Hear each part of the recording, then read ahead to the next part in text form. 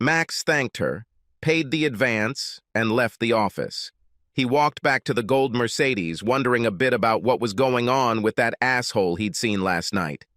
And that reminded him that he had told his secretary that he would call Camille. Camille answered the phone in her office at the law firm where she worked. "Camilla, this is Max. You called and looked for me." "Oh, Max, thanks for calling. I missed you. Where are you?"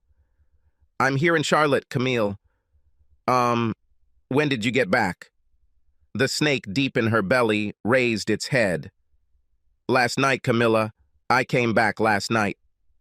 And the snake bit. A little harsh. Camilla leaned back in her chair. She knew she had to carry on this conversation, but she could barely breathe, let alone speak. "Camilla, I'm hanging up now." "No, Max, no," she managed to squeeze out. "Please, please. Can we meet somewhere? I need to see you and just see you for a few minutes." Max hesitated. This woman was his love, the mother of his daughters, the most important person in his life for over 20 years. "Okay, Camilla, the Center Cafe is at 6. The snake bit even harder. Camilla had to agree, but the Center Cafe was the place where she and Max had met a long time ago, both of them hanging out with friends. Since then, this cafe had become a special place for them, and now she was afraid why Max had suggested this, but she had to say yes. "Max, I'll see you there, and please listen. I'm sorry, and I love you." Max hung up. Camilla sat and cried, and the snake bit more and more.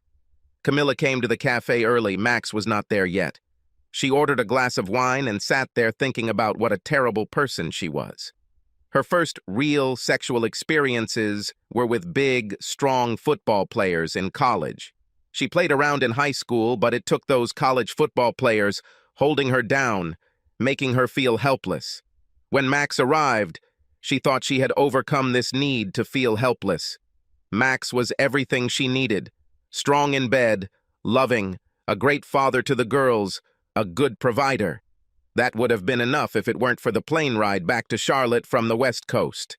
Max was visiting some pharmaceutical company trying to sell a new drug, and she accompanied him for the weekend before his meetings began. Flying home alone on an overnight flight, she sat next to a large man, the coach of what turned out to be a local NFL team.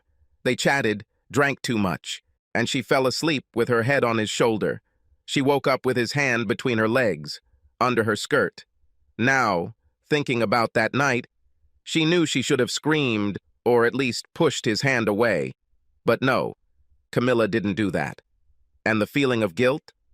She didn't remember feeling guilty, only relief that Max didn't return until later that week when she and her body had recovered. The pussy had a feeling of guilt. This coach only worked in Charlotte for one season, and Camille might have become a faithful wife again if he had not introduced her to a forward from the practice squad before leaving. Not a star, not even a newbie, but just as strong and dominant in bed as the coach was. Camilla was actually grateful when she was assigned. After some time, the guilt finally surfaced. She wanted to remain faithful to Max and broke up with her lover. Camille thought she was done with her cheating by the time their girls left for college. She loved Max dearly and enjoyed the extra time they had together when the girls were away. But the snake slithered in when Max did something nice for it. He told her it was time for her to get a new car, a luxury car that she should choose, and unfortunately, she decided to go to the Mercedes dealership, where she met Franklin Thompson. He didn't sell her a Mercedes, but he pushed all the right buttons to get her into bed, and she knew it was wrong. Wrong. Also because Franklin wasn't that good in bed. She had gotten away with her previous affairs and thought the marriage was intact. But now she and Max loved each other more than ever, and she wanted to be faithful. This was the right thing, and not have sex with a big idiot. Letting Franklin spend the night in his marital bed would have been a terrible mistake, even if Max hadn't discovered them. But she had let him, and now she feared the terrible price she might have to pay. "Hello, Camilla." Camille looked up and saw Max standing there. He looked much older than he did before he flew to New York, and she knew it was her fault. The snake in her stomach continued to bite. Hi, Max. Thank you for being here. I don't even know how to begin to say how sorry I am. Can I ask a few questions? He said, sitting down. Oh, Max, please no. If we have any chance, questions and answers will simply kill that chance. Max, we should run away, just for a few days, to some island in the Caribbean, where we can be reunited, where we can hug each other, where... Camilla, please. You're delusional. If you can't answer my questions, I'll get up and leave now. The snake continued to bite, but Camille knew she had to endure the pain and let Max vent the way he wanted. Maybe, just maybe, he could come out the other side of his anger to some kind of reconciliation. Okay, Max. Ask me anything. Do you know what time I got home last night? Strange question, she thought. No, not really. It had to be after... She shut up. She knew what his next question would be, and it was, and do you know what I saw when I got home? When I went upstairs to our bedroom? Or should I say, what used to be our bedroom? Yes, Max, I know what you must have seen, and I know it must have been one of the worst things you've ever seen in your entire life, and I know it's entirely my fault. That you saw this, and I am begging you to please listen to me. Max, I'm sorry. So sorry that I won't fight the divorce you want. If you want... Shut up, Camilla. Next question. How many men have there been since we got married? If you're lying, if I think you're lying, I get up and leave. Camilla's first thought was to lie. The second thought was that lying was too risky, and the third thought was that the marriage was probably over anyway. 3, Max. 3 men whom I now regret having ever met. I think I can see in your eyes that our marriage is over, and I understand it. You deserve someone better than me. I'm willing to do almost anything to give us another chance, but I understand if you don't want anything to do with me anymore. Call the lawyer, Camilla. Tomorrow you will be served with divorce papers. Max got up and left. Camille sat there, too stunned to even cry at first. While she was thinking about what Max had just said, the snake in her stomach bit hard, and she actually started crying. Max walked out of the cafe, remembering how he and Camille first met there, decades ago, and wondering if this meeting would be the last time they ever had any kind of intimate conversation. Intimacy, he thought bitterly, must be the worst kind of intimacy, hearing your wife say that she had sex with other men, and to see her with that toad Franklin, in their bed, in their fucking bed, sleeping, her snoring. For God's sake, how am I ever going to get over this? Perhaps he could handle 3 faceless men in the 20-odd years they had been together. Just maybe with some counseling and a lot of humiliation on her part, maybe. But he would never get over that scene in their bed. Their marriage was over. And sitting in that damn gold Mercedes, he finally cried. At some point, Max realized that it was already getting dark. He blew his nose, wiped his face, and thought about what Molly Thompson had said that morning, which now seemed like a year ago. She told him not to send her pictures of her husband sleeping with Camilla. She felt that it would be much more difficult to forgive if she were confronted with visual evidence. Max decided to call her, share this thought with her, and check the situation with Mercedes. Hello, Molly answered the call. Molly, this is Max Tronder, from this morning. I'm just calling to see how you're doing and what I should do with the car. Max, thank you for calling. I seem to be holding on. You can keep the car for now. Franklin is in so much trouble that he won't need her for a while. Trouble? I hope you didn't shoot him. No, but he might prefer this option.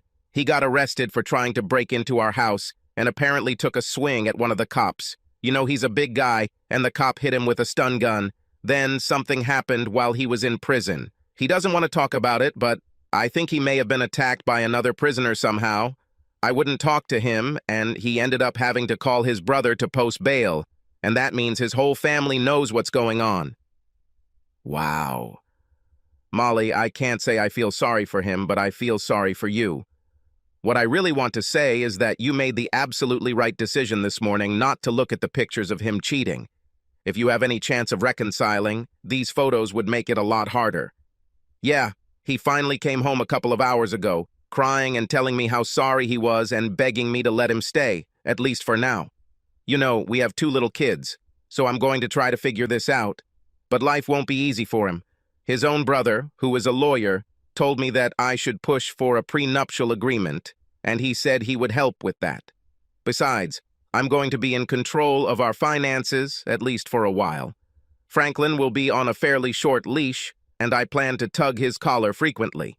Keep it up, Molly. I wish you all the best, and when you need to return the car, just call me. They hung up, and Max sat there, somewhat jealous of Molly. Perhaps Franklin learned his lesson. Being arrested and charged with assault for trying to hit a police officer on top of what happened to him in prison may have scared him a lot. Max hoped so, for the sake of Molly and their children. Finally, he drove back to the motel where he was staying. He had one more job to do before he tried to sleep. Call his daughters, Jane and Joan. "Hi, Daddy." It seemed to him that Jane answered.